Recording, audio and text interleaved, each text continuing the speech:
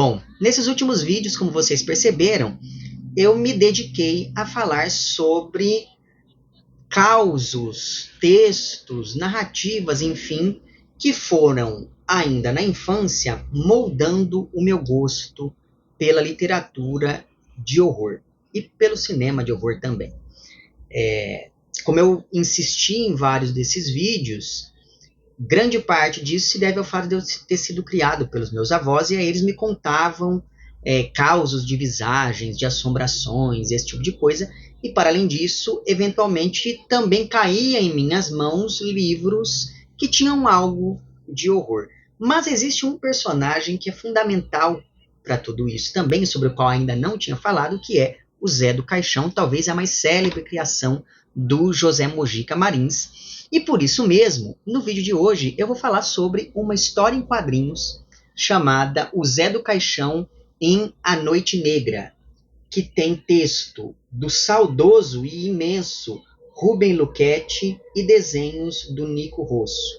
Esse conto foi publicado originalmente no volume 1 da revista O Estranho Mundo do Zé do Caixão, que foi publicada em janeiro de 1969. Eu tenho aqui essa edição que não é da época, infelizmente. Essa daqui, na verdade, é uma republicação que saiu em 1987 pela editora LPM. E é uma pena que eles não tenham continuado esse resgate, porque hoje em dia esse material é bastante raro nessas revistas originais do Estranho Mundo do Zé do Caixão, e aí na primeira dessas revistas saiu justamente esse conto chamado A Noite Negra, que depois foi republicado em 87 pela LPM, e é sobre esse texto aqui que eu vou falar. Mas antes de falar do quadrinho em si, é preciso fazer uma contextualização, porque depois do sucesso de filmes como A Meia-Noite Levarei Sua Alma, de 1964, e Esta Noite Encarnarei no Seu Cadáver, de 1967, o Mojica foi convidado pela TV Bandeirantes a apresentar um programa chamado Além, Muito Além do Além, que estreou ainda no segundo semestre de 67. Tamanho foi o impacto do filme Esta Noite Encarnarei no Teu Cadáver, que é o segundo filme que tem como protagonista o Zé do Caixão. Nem todo mundo sabe disso, mas a obra do Mojica é uma obra vastíssima, e apenas uma parte dessa obra tem como protagonista esse personagem tão icônico na nossa cultura. Né? Então, esse segundo filme do Zé do Caixão, que é o Esta Noite Encarnarei no Teu Cadáver, fez um sucesso tão grande que já no segundo semestre de 67, o Mojica já tinha sido convidado então pela Band para apresentar esse programa de televisão, né? E esse programa é muito importante, sobretudo por três coisas. Primeiro, esse programa foi líder de audiência durante um bom tempo ali no seu auge. Segundo, foi nesse programa que o personagem Zé do Caixão começou a lançar pragas no público ao final de cada episódio, que é algo que ficou bastante popular.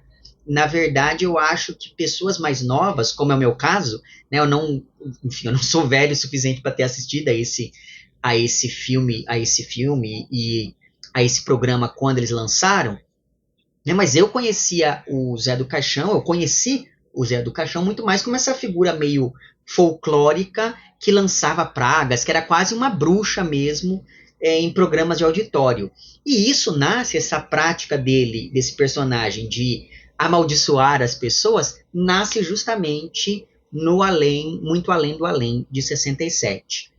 E o terceiro motivo pelo qual esse programa da Band foi tão importante é que o personagem Zé do Caixão não era o protagonista do programa. Na verdade, o Zé apresentava o programa, que consistia basicamente em pequenos contos nos quais a vida de uma pessoa comum era virada de cabeça para baixo depois que essa pessoa passava por uma experiência sobrenatural, traumática, macabra, enfim. Com isso, era quase como se o Zé, a partir dessa mudança digamos assim, da posição dele na narrativa, de protagonista para um apresentador, com isso era como se o Zé deixasse de ser apenas o personagem de um filme e passasse a ser também uma figura meio onipresente no imaginário popular, tendo em vista que esses contos que ele apresentava no programa e que eram roteirizados também pelo grande Rubens Lucchetti, que faleceu em abril agora de 2024,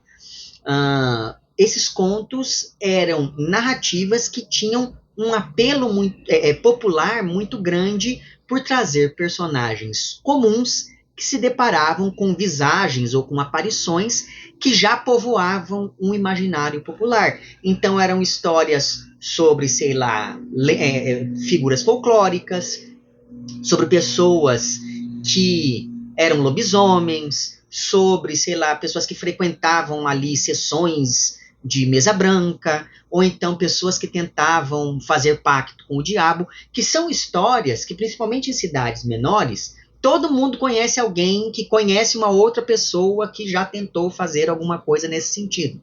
Então, querendo ou não, esse programa ele dialogava muito com medos e com narrativas que já faziam parte do inconsciente coletivo do Brasil daquela época, né, desse imaginário popular. Com isso, o Zé do Caixão não era só mais um maluco com unhas imensas, vestindo uma capa preta e uma cartola. Ele era, de fato, um maluco com unhas enormes, vestindo capa e cartola preta, mas que funcionava como um cronista do oculto no Brasil. Tanto é assim que esse programa fazia tanto sucesso que as pessoas se identificavam com isso, mandavam cartas transcrevendo causos que lhes teria acontecido, esse tipo de coisa. Então, tamanha foi a identificação entre o personagem, entre o público e esse apresentador do programa. Convém lembrar que esse tipo de programa já existia fora do Brasil. Pense aí, por exemplo, no Alfred Hitchcock Apresenta, que é um programa que foi ao ar entre 55 e 62, ou então no famosíssimo Além da Imaginação, que esteve ali, né, na televisão entre 59 e 64, e aliás, não sei se essa semelhança é mero acaso, mas é bom perceber que o nome Além, Muito Além do Além tem muito a ver com o nome Além da Imaginação, né? Então não sei se houve aí uma inspiração ou coisa do tipo, mas o fato é que nesses programas, o do Zé do Caixão, o Além da Imaginação e o do Alfred Hitchcock, havia uma mesma fórmula que era um anfitrião que apresentava histórias de pessoas comuns que se deparavam com eventos insólitos e sobrenaturais. E não para por aí. O Rubens Lucchetti, que é um cara muito importante para a difusão do terror aqui no Brasil, ele trabalhava com um desenhista italiano radicado aqui no Brasil, chamado Nico Rosso, e os dois foram responsáveis pela revista Cripta, que foi a primeira tentativa de produzir quadrinhos de terror no Brasil, já que, até então, o que circulava por aqui nesse sentido eram traduções de revistas como a Contos da Cripta. E nessas revistas de terror, que passaram primeiro a ser traduzidas e depois produzidas no Brasil, geralmente havia um personagem que apresentava e narrava os contos sem necessariamente ser protagonista deles, né? E esses personagens, esses anfitriões, apresentadores, por mais monstruosos que fossem, sempre se dirigiam ao leitor com alguma simpatia. Então veja que há ainda essa influência nesse processo de transformar o personagem do Zé do Caixão em um apresentador de causos estranhos e sobrenaturais. Isso para não falar que, já em A Meia-Noite Levarei Sua Alma, o próprio Zé, o filme ele começa com o Zé do Caixão fazendo um monólogo para poder apresentar a sua filosofia e o filme ao público, e esse primeiro monólogo é seguido de um outro monólogo feito dessa vez por uma bruxa que adverte o público sobre o quão perturbadora era a história que estava prestes a começar. Então veja que essa mesma fórmula é aproveitada depois nesse programa que o Zé passou a apresentar em 1967 na Bandeirantes. Enfim, esse programa foi um sucesso, teve 34 episódios com 1 hora cada um. Só que nesse meio tempo, no começo de 68, o Mojica lançou um filme chamado Trilogia do Terror, que seguia esse mesmo modelo de uma antologia de contos, que no caso eram 3 curtas que adaptavam para a linguagem do cinema episódios dessa série de TV. O primeiro desses curtas, do filme de 68, se chamava Pesadelo Macabro e falava sobre um homem que teve uma previsão e um sonho de que ele seria enterrado vivo. E isso de fato acontece depois que ele e a noiva são atacados durante um passeio e esse protagonista é dado como morto, mas na verdade ele sofria de catalepsia. Acredite vocês ou não, isso teoricamente se baseia em algo que aconteceu com uma pessoa muito próxima do próprio Mojica, porque quando o Mojica era criança, ele era muito amigo de alguém, de um senhor do bairro dele, se não me engano, de um pipoqueiro ou algo do tipo, não, de um batateiro.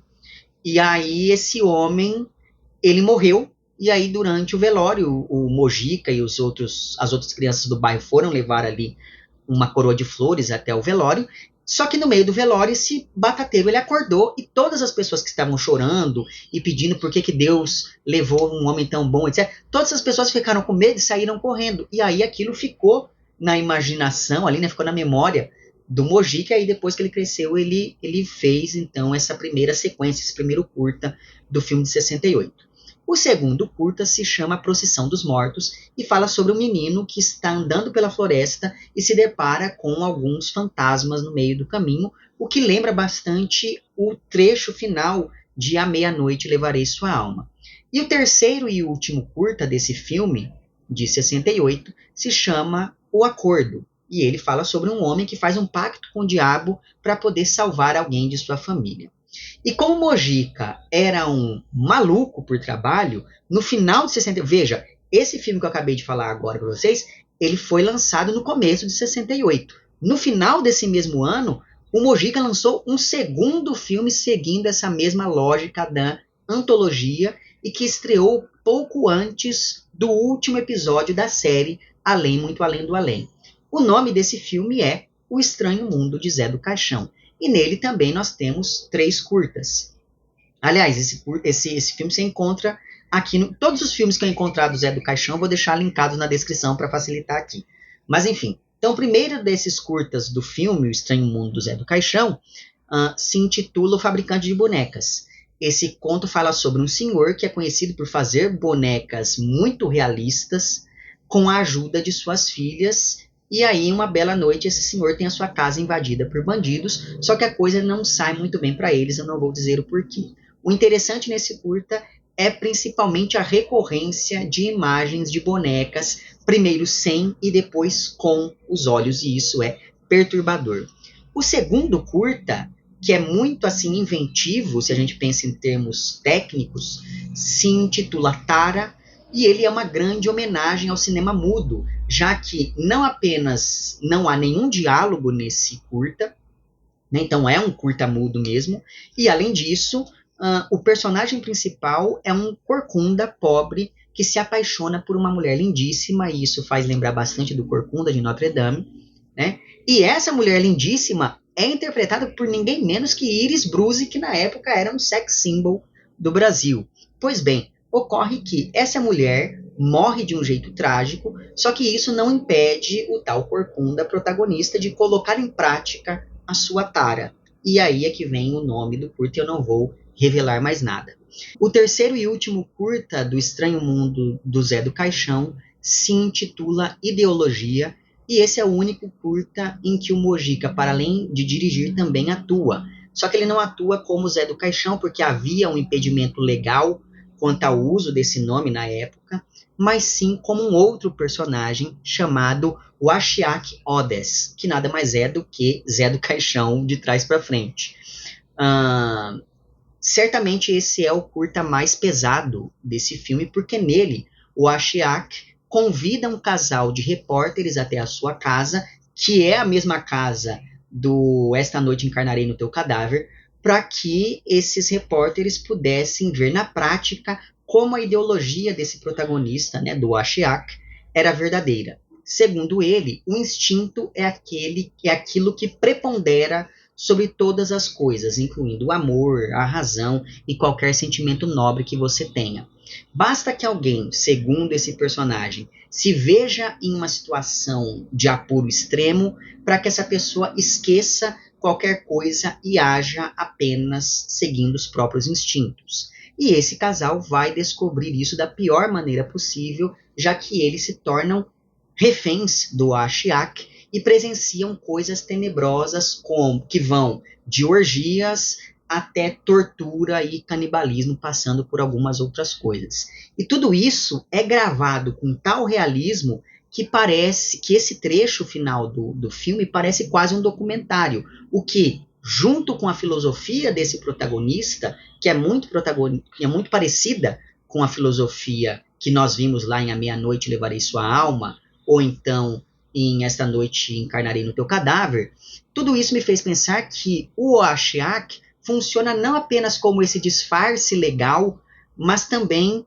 como um disfarce narrativo para o Zé do Caixão. É como se essa fosse uma máscara que o Zé coloca quando vai, enfim, estar para além dos muros do cemitério nos quais ele fica lá nos 2 primeiros filmes desse universo narrativo do qual ele é protagonista. E é claro que esse filme foi censurado, né, o Estranho Mundo de Zé do Caixão, principalmente por causa do final do filme, tendo em vista que a última cena desse curta chamado Ideologia é um verdadeiro banquete antropofágico ao som daquela música Ave Maria, e isso foi entendido, evidentemente, como uma blasfêmia sem tamanho, como um desrespeito à Santa Ceia, mesmo porque em todo esse último curta do filme, o Ashiak Odes cita repetidamente passagens da Bíblia. Então, digamos que os censores não gostaram nem um pouco disso, e aí por conta desse detalhe, o filme acabou sendo censurado. Se não me engano, ele ficou proibido por um tempo, depois ele foi liberado, mas com alguns cortes. Pois muito bem, como eu disse antes, esse filme saiu pouco antes do fim do programa do Zé na Bandeirantes, o Além, Muito Além do Além. Isso porque o Mojica tinha assinado o contrato com a TV Tupi para levar esse programa a uma outra emissora, o que não deu muito certo porque a proposta da TV Tupi era completamente diferente, tendo em vista que, em primeiro lugar, o programa seria dirigido pelo Antônio Abujamra, né? Veja, que é um dos grandes diretores de teatro nacional. Além disso, o elenco desse novo programa da TV Tupi tinha que ser um elenco ali profissional. Então não eram mais os alunos da escolinha de atuação do Mojica, eram assim nomes de peso, tipo Lima Duarte, etc. Né? Para além disso, o público que assistia à TV Tupi era diferente do público que assistia a Bandeirantes. E assim, mesmo seguindo aquele mesmo conceito de Além, Muito Além do Além, que é o Zé do Caixão apresentando pequenas histórias nas quais uma pessoa comum se depara com um evento insólito, ainda assim, esse programa novo da TV Tupi não foi para frente, ele só teve 13 episódios, e o nome desse programa era O Estranho Mundo de Zé do Caixão.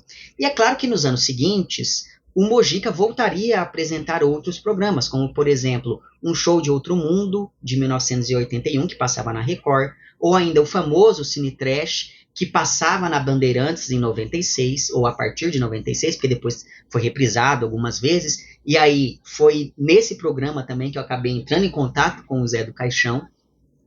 E finalmente, entre 2008 e 2014, o Mojica passou a apresentar no Canal Brasil um programa de entrevistas com várias pessoas, e o nome desse programa de entrevistas era O Estranho Mundo de Zé do Caixão. Mas, voltando aos anos 60, em janeiro de 69, ou seja, pouco tempo depois do lançamento do filme O Estranho Mundo do Zé do Caixão, o Mojica ele se juntou novamente ao Rubens Luchetti, que por sua vez chamou o Nico Rosso, que era aquele desenhista da revista Cripta, e aí eles resolveram criar uma revista em quadrinhos baseada no programa que o Mojica apresentava. Inclusive, essa revista não apenas adaptou alguns roteiros desses episódios, como também seguia a mesma regra de trazer o Zé do Caixão muito mais como um narrador e apresentador e não como um personagem desses contos. E aqui vem talvez a coisa mais inovadora desses quadrinhos, que é misturar os desenhos feitos pelo Nico Rosso com fotografias do Zé do Caixão.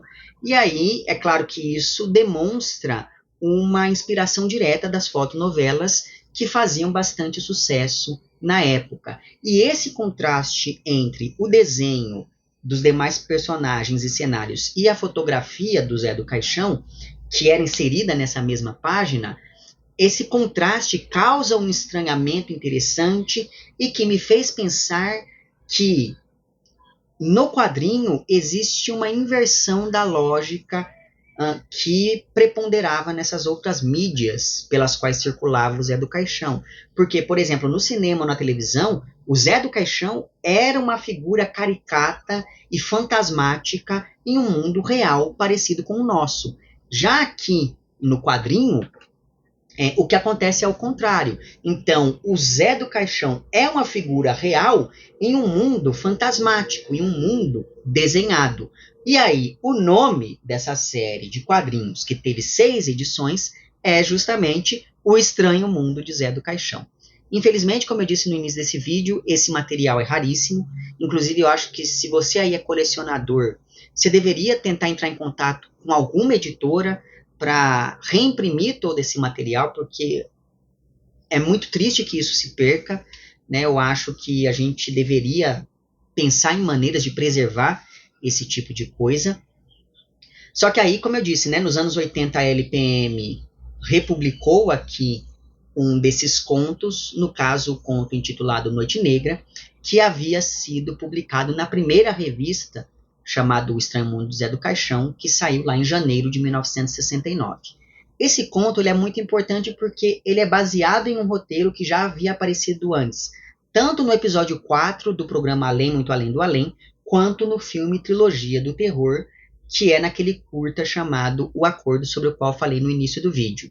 A narrativa aqui de A Noite Negra, que tem ilustrações que lembram bastante aquele estilo pulp dos quadrinhos dos anos 50, acompanha um homem chamado Vicente, que sempre teve uma vida bastante digna. Então, ele era um bom trabalhador, ele trabalhava em um banco, ele era um bom marido, um pai zeloso, um bom amigo, um vizinho bastante simpático, desses que moram ali em cidadezinhas do interior. Enfim, ele vivia uma vida muito pacata, muito esperada, muito normal.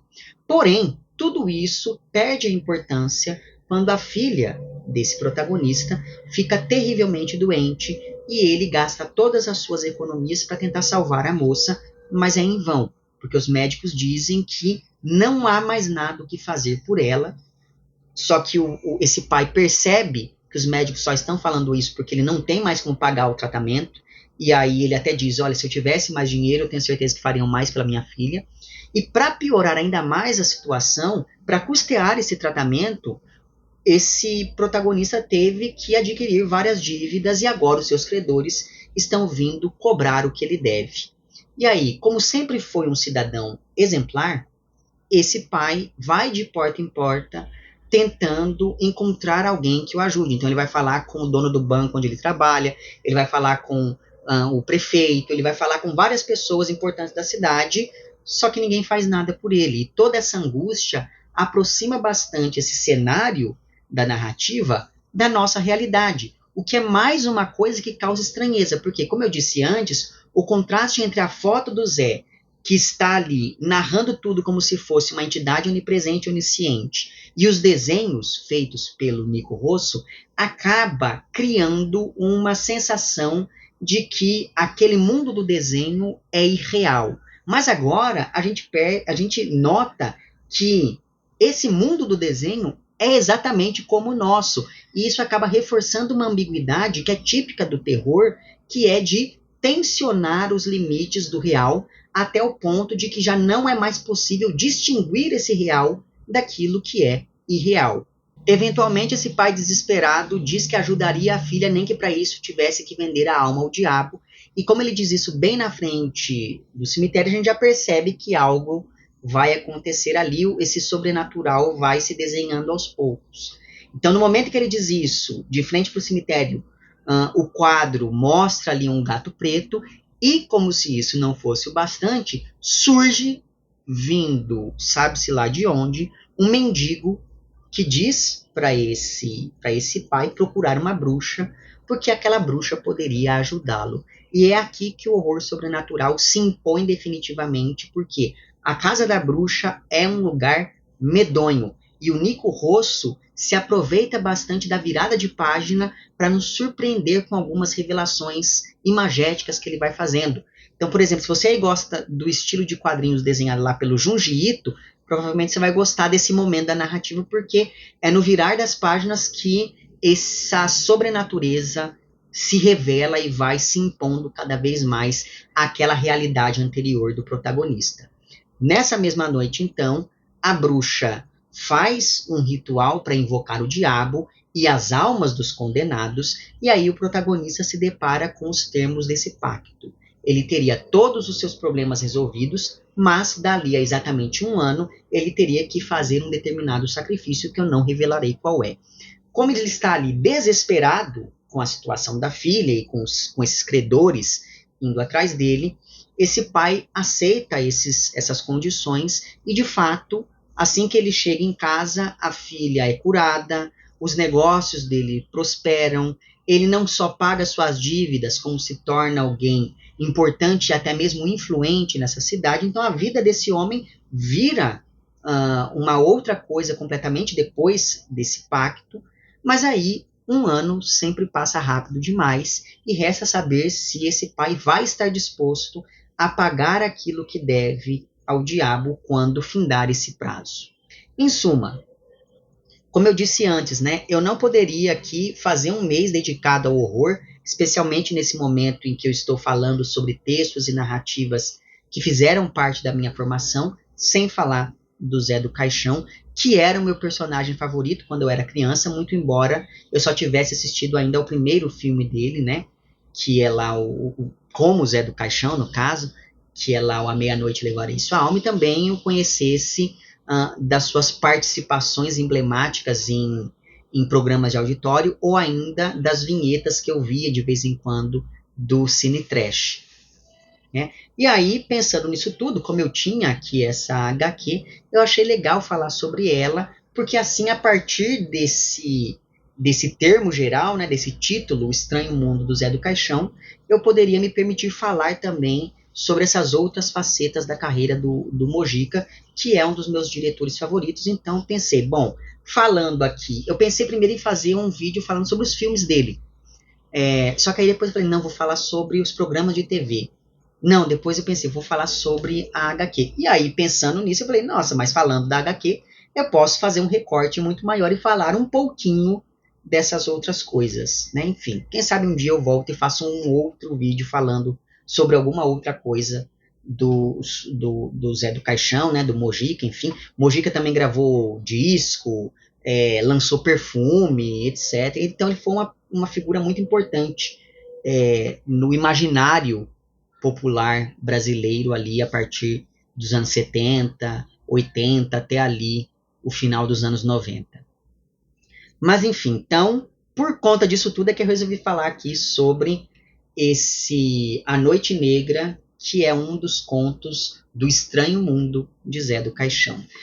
E se você é de Campinas ou vai estar por Campinas no dia 29 de outubro de 2024, fique sabendo que nessa data, às 19h30, ou seja, às 7h30 da noite, o Cineclube 1011 vai exibir uma versão restaurada de A Meia-Noite Levarei Sua Alma, e depois disso haverá ainda uma roda de conversa com o filho do Mojica, e tudo isso vai acontecer na Casa do Lago, da Unicamp. Isso daqui que eu estou fazendo não é uma publicidade, tá?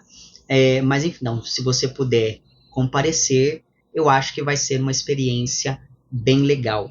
Tanto para você que já assistiu ao filme, quanto para você que nunca assistiu a esse que é um dos meus filmes de terror favoritos da vida. Então, dia 29 de outubro, 7h30 da noite, na Casa do Lago da Unicamp, certo? Eu vou deixar na descrição desse vídeo alguns links para filmes que eu citei aqui do Zé do Caixão, que estão disponíveis no YouTube. De novo, fica aí o meu apelo para você aí que tem algum outro quadrinho desses mais antigos, né, do Estranho Mundo do Zé do Caixão. Vamos nos mobilizar para tentar recuperar, né, enfim, republicar esse material, porque é algo muito importante, certo? Constará na descrição também o link para o meu perfil no Apoia-se. E assim, caso você queira e possa contribuir financeiramente com esse meu trabalho aqui no YouTube, é só você entrar em contato com os planos de apoio e também com as recompensas equivalentes a cada um desses planos. Fica aqui meu agradecimento às pessoas que já contribuem. Para você que quer fazer isso, mas que não pode fazê-lo financeiramente, é só você mostrar para o algoritmo dessa plataforma que o meu conteúdo é relevante de algum modo. Então curta o vídeo, compartilhe, comente, etc e tal. Eu só posso falar sobre o estranho mundo de Zé do Caixão porque há quem contribua com este meu trabalho, seja essa uma contribuição financeira, seja ela algorítmica. Então fica aqui meu agradecimento. Vemo-nos nos próximos vídeos e um amplex.